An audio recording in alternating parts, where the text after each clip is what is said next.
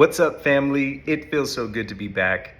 Man, I'm not gonna lie though, it was really nice taking a fast and just a break from social media. Highly recommend that y'all do it. Just finding time to fast and be in prayer and just be in silence, just you and God, is such a healthy thing. We should be doing it often. Picking one day out of the week where you just simply do not do nothing and you try to spend that time with just God and, you know, just meditate on his words, be in his words, be in prayer, really thinking through things. Very, very, very healthy. So I want to pick up on the book of Philippians, where Paul's writing the church of Philippi. I went over 1:1. I went over that opening, right? Talked about saints, talked about what they could have expected in this city. I'm sure you can find it in a previous video. I don't want to take up a lot of time doing that with y'all, but I kind of want to get into Paul's thankfulness and the prayer that he has for the church, and kind of how he shares this with them. I think it's absolutely beautiful. And so let's just jump in. Philippians 1:3. I'm going to read out of the New King James. I thank God upon every remembrance of you, always in every prayer of mine, making request for you all with joy. There's that word joy, this joyful letter to them. For the fellowship in the gospel from the first day until now, being confident of this very thing, that he who has begun a good work in you will complete it until the day of Jesus Christ. Just as it is right for me to think this of you all, because I have you in my heart, as much as both in my chains and in the defense and confirmation of the gospel. You all are partakers with me of grace, for God is my witness, how greatly I long for you all with the affection of Jesus Christ. And this I pray, that your love may abound still more and more in knowledge and all discernment, that you may approve of the things that are excellent, that you may be sincere and without offense till the day of Christ, being filled with the fruits of the righteousness which are by Jesus Christ, to the glory and praise of God. Amen. Man. So for one, how beautiful, right? Paul is basically telling the church of Philippi. Now, mind you, Paul helped stand up this church. He's church planning. He's on a mission.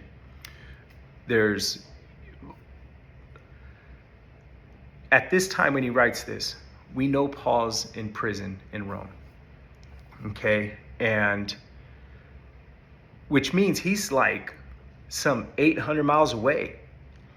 And from the time that he left and was in prison and wrote this letter, there's about like a 10-year gap.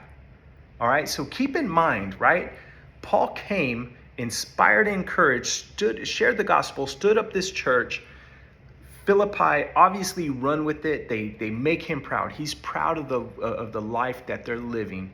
And as he goes away, like, just empathize for a second. Put yourself in the church's shoes. Paul's gone. You learn that he's been imprisoned. You're worried about him. He's some 700-800 miles away. And there's about a 10-year gap, right? Yet Paul is writing them, letting them know that as he remembers them, as he's thinking about them, right, that he is filled with such joy. Man, when you talk about joy in a joyful letter, I could only imagine the great joy the Philippians felt in their heart when they read this letter coming from Paul. Just imagine that, right? Every time he thinks of us, he's thanking God for us. That has to feel good. And think about this. How encouraging is that? They live in a city, they live in a Greek city. There's this Roman layer on top of this city of lifestyle, right? We know this through the Just Italicum. They were just as Italy was, per se.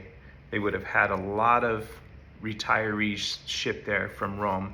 Roman soldiers. They didn't have any synagogues, right? So there's clearly the lack of 10 Jewish men. Yet Paul is so confident, right, that all this time had passed, about a 10-year gap, and you get this letter that every time he thinks about them, right, he thanks God for them. And then he shares his prayer with them. You know, when you consider how long Paul has been in prison at this point, and he's writing this letter, Lecrae, he's a Christian rapper. He has in a song that says, "They say don't get bitter, get better." And I'm working on switching those letters. Paul clearly, over time in his imprisonment, in his own trial, Paul clearly has grown better and not bitter. And you can see this in his writing. You can see his heart and how he loves the church of Philippi. Man, he has this deep connection with them because they've been with him from day one up until now and supporting him. And it is a beautiful prayer where he prays that your love may abound still more and more in the knowledge of all discernment, that you may approve the things that are excellent, that you may be sincere and without offense till the day of Christ. So basically until the day Christ returns. This is a very beautiful, thankful, and prayer Paul shares with the church of Philippi. So my question to you is, in all of the tough things that we're seeing today, are you getting better or are you growing bitter? What would Paul write you? Be blessed.